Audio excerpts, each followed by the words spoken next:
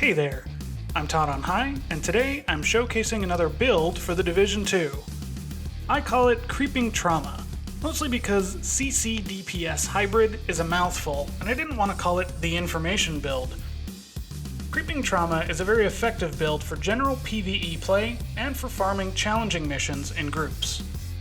As you can probably extrapolate from the name, this build relies on the gear talents of Trauma and Creeping Death, but also heavily leans on the strengths of the Pestilence and the Imperial Dynasty, if you can get them to drop. Before we dive into the details and attributes though, let's talk about the strengths and weaknesses. This build works great for slowing and debuffing enemies using Blind, Bleed, and Fire, dotting and marking enemies with Pestilence Poison, preventing enemies from shooting back as much as possible, and obviously killing enemies quickly. Like all DPS builds though, sustained fire or any high burst damage enemies such as snipers, warhounds, and outcast rushers can nearly one-shot you if you're not careful. Depending on your skill preference, you may run into issues of self-sufficiency and sustain with this build, but there are some tweaks you can do to make it more solo friendly. As always, I'd like to say up front that this is really just a template. If there are aspects of it that don't work for you or your playstyle, or you just don't have the right roles to do it exactly as I've outlined here, try something different. That includes trying a gear set, exotics, different combinations of attributes, whatever you think will serve you best. And feel free to report back if you get any use out of this. Bottom line, crowd control is a huge help in a game like the Division 2 because different types of enemies will often charge straight at your face. At its heart, this build is a DPS setup, so your primary goal is to kill enemies as quickly as you can, and crowd control facilitates that very well. If you've made it to level 40, then you probably don't need me to tell you that Trauma and Creeping Death make a great combination. Some of you may be tempted to use Wicked instead, for a more straight-up DPS build that sometimes crowd controls. That's more the selfish version of this build, and for that I would switch out the backpack for an Anarchist's Cookbook for Perfectly Wicked. Since Creeping Death was buffed in Title Update 9 though, it became a better fit for this build in group play. Spreading Blind, Bleed, or Fire to all enemies within 8 meters of each other on a regular basis will halt, confuse, and damage enemies, but also mark them for easier focusing down. When you're solo, you can do whatever you want, but in a group, slowing enemies down is a slightly higher priority than killing them, unless you can do both at once, of course.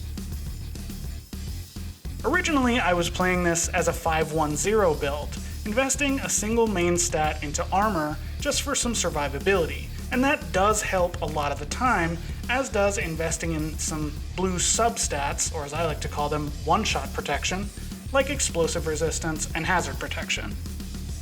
The reason I chose to stick with a DPS hybrid is to fully take advantage of all the crowd control that's happening. Enemies who are stunned are easier to kill. However, if all you do is stun enemies and are unable to close the deal, as it were, you're pretty much just buying time so that your teammates can do the actual work. I don't feel like that contributes enough, but that's just my own personal philosophy, so adjust as you see fit. There are several ways this build can work. With the holster, this became a 4-1-1 build, which opens up some options when it comes to skills, but that's as low as I'd go while still calling this a DPS hybrid setup. It's your call whether you would rather stick with 4-1-1 or not should you not have the Imperial Dynasty.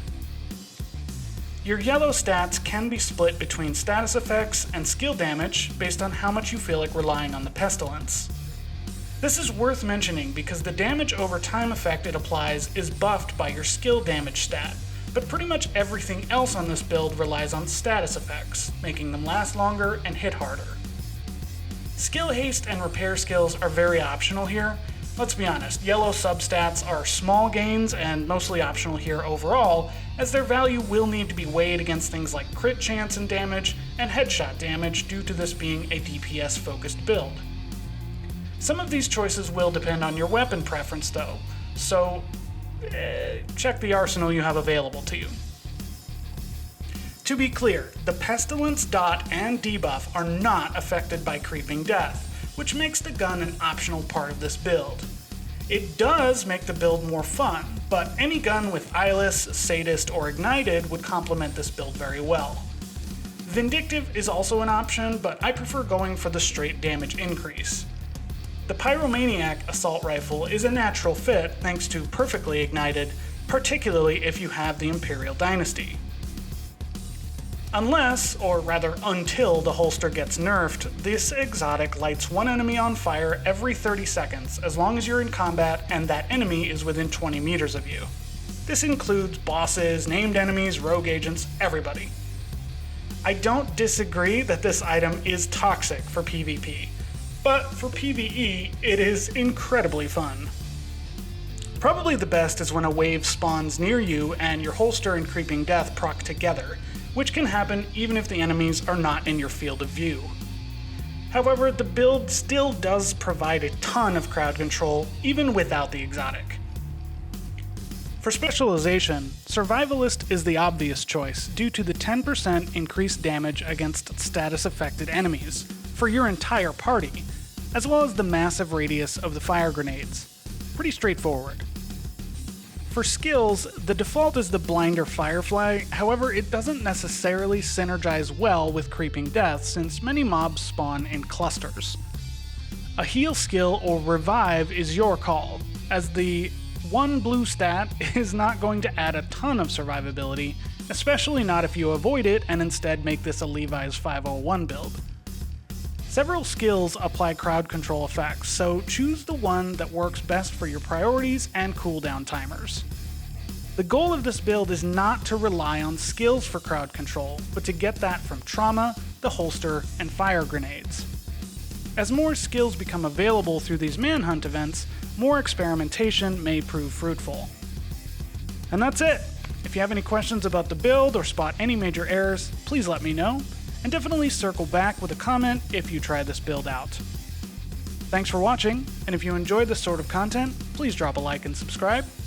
Good luck out there, agents, and happy farming!